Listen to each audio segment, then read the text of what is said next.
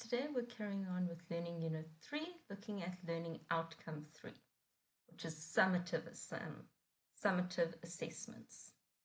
Now, summative assessments are assessments of learning, which means they take place at a fixed point to determine how much the learner has learnt and if the learner is ready to progress to the next stage of learning.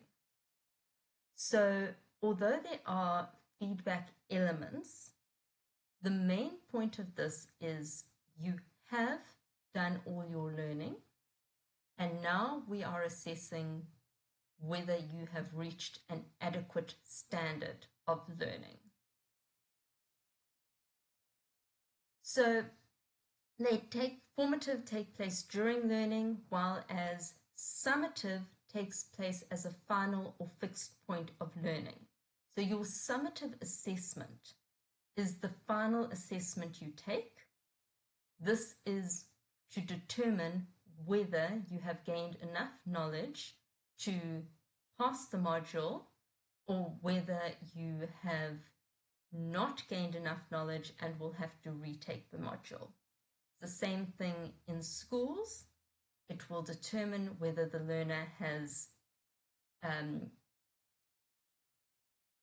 achieved the level necessary to move on to the next stage of learning. So the goal of summative assessment is to evaluate learning at the end of teaching and compare it to a developed norm. So something important to note is all summative assessments are formal assessments. So not all formal assessments are summative, but all summative assessments are formal. There is a developed norm, so there is a standard against which the learners are being assessed.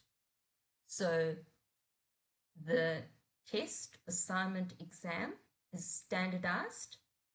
There is a standardized assessment tool, so a standardized rubric or a standardized memo, and there is a standardized mark that the learners need to achieve. So examples of summative are your exams or your portfolio.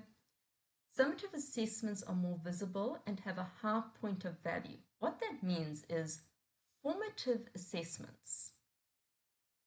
Sometimes, most of the time, the learner is not even aware that they are being assessed.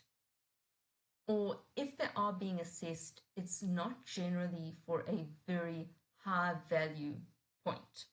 So if you fail one test, it's not necessarily going to have a huge impact on your final summative assessment.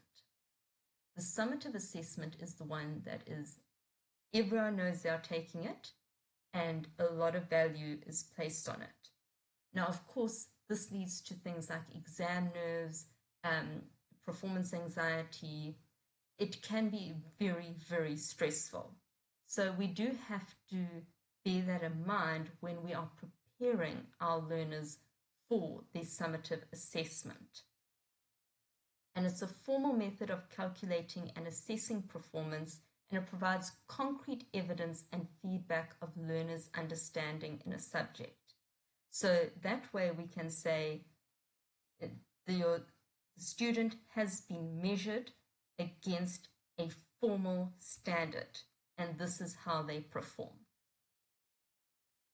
Okay, so as we said, it's crucial to see if the learner has achieved the required learning, or if they will have to relearn the material. Also, educators should explain what the results mean in terms of what the learner has demonstrated and what the next steps to improve learning will be. So there is a feedback component of summative. Summative assessment is not the end point of education. It is used to help develop the next stage of learning. So if we see on a summative assessment that all the learners are performing badly in one aspect, we know we need to change our teaching and learning style in that aspect for the next semester or for the next year.